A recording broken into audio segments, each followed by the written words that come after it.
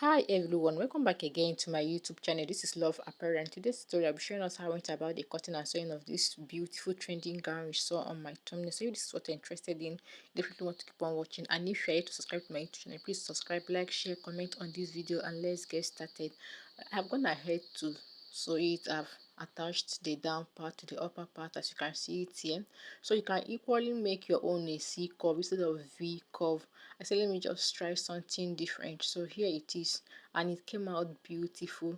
Here is my sleeve, my gathered sleeve. On the off shoulder sleeve neckline, I attached elastic to it, as you can see it. So I went ahead to sew it.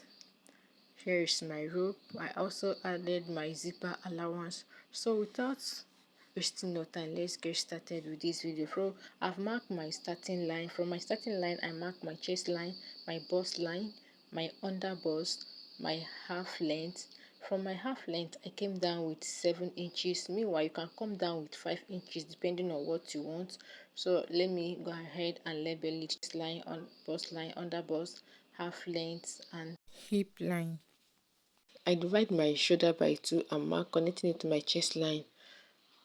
I measure to get my midpoint. I came in with half an inch. I mark my shoulder slope by 1 inches. I make a straight line. So I curve my shoulder and use my armhole. I divide my bust band by 2 and make a straight line connecting it to the length of the top. I came in with 1 inch and half an inch. I make a straight line connecting it.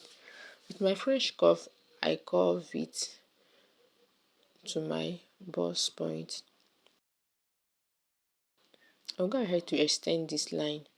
So I mark 1 inches by this side. I divide my bust by 4 and mark plus my seam allowance. I divide my under bust by 4 plus my seam allowance, but the 1.5 inches that is going off, I replaced it. I divide my half length by 4 and mark my seam allowance, and the allowance that is going out, I replace it. For my half length, I came down with 2 inches. So here I marked my full length. So I'll go ahead to curve my dot. After curving my dot, I'll connect it to mark my waistline. But before marking this line, I was supposed to cut my darts before marking it. So here, after cutting it off, I will paper stay it and mark it again to get the actual line, to get the correct line. So here I have to remark it again for the line. This line is no longer valid. So I mark my shoulder depth 3 inches by 3. I curve it. So assuming we are marking on fold, I would have just cut the one with half shoulder. This way I will cut it off.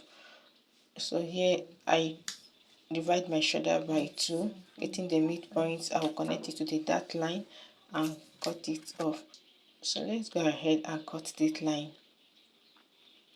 After cutting it off, I will splash open the dart and join it to my dart line and paper stay it, since we are not cutting on fold, so I didn't cut it off.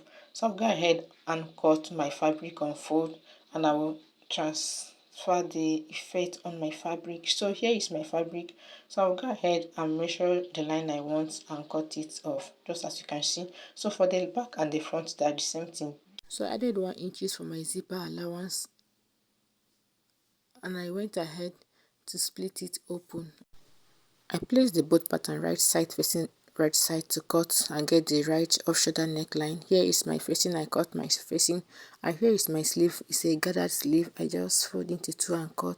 So I'm going ahead to sew it. As you can see here, I've also attached my zipper allowance. So I'll go over to my machine to join the sleeve and the down part.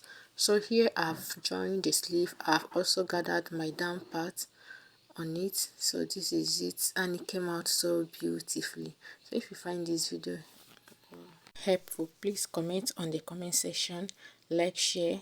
I will definitely see you in my next. Thank you. Bye.